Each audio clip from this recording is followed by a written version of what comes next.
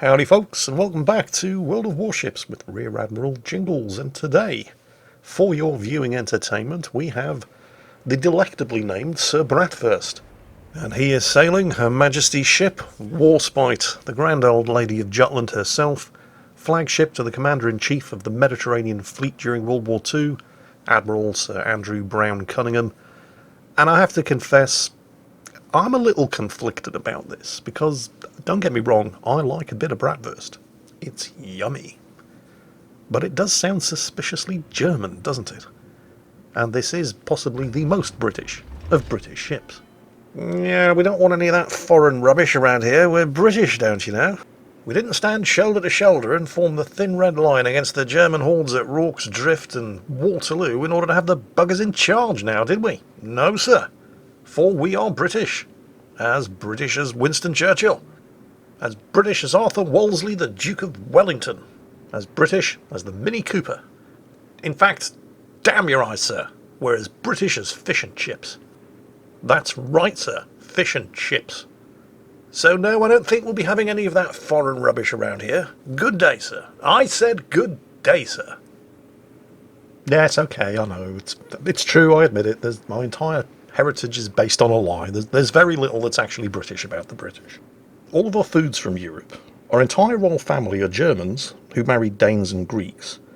The most famous Englishmen who ever lived were all descended from the Italians, the Romans, the French, the Normans, and various different Swedes, Norwegians and Danes, and yet for some bizarre reason we all want to leave Europe. We are Europe!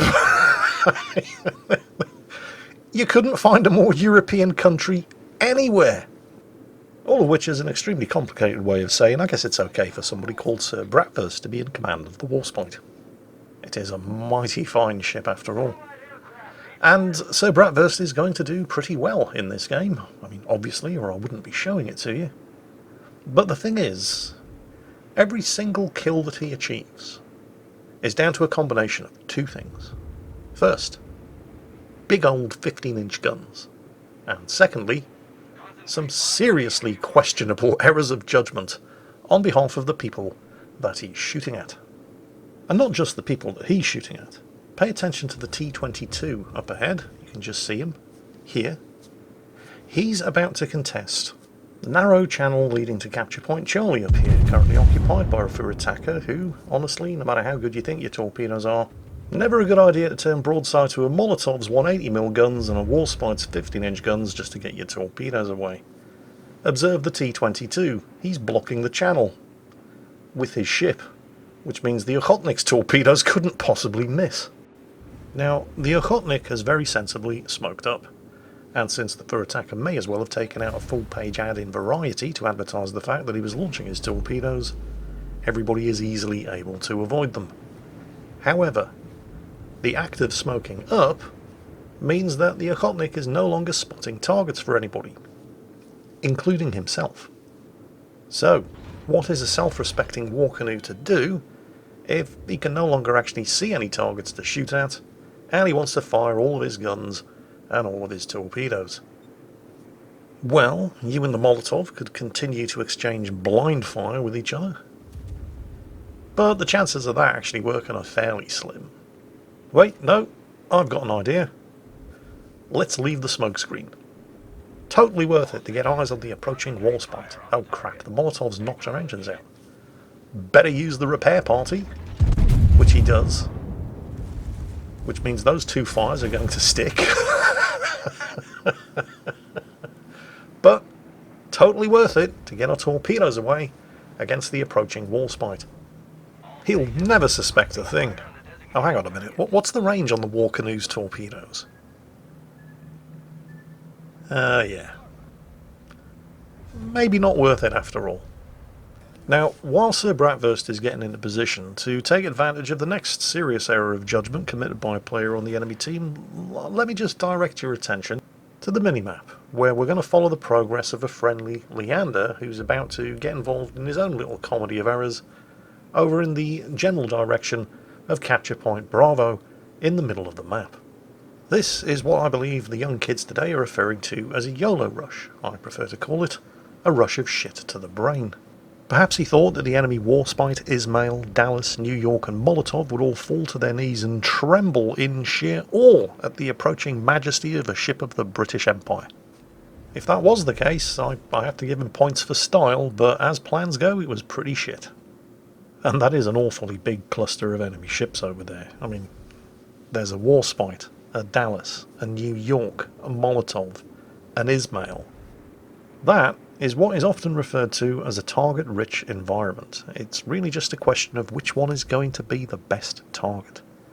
Which one is going to be given the juiciest, fattest broadside to these big-ass 15-inch guns?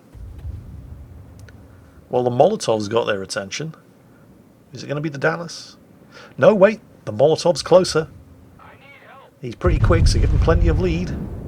And it was at this point that the Molotov knew he'd fucked up.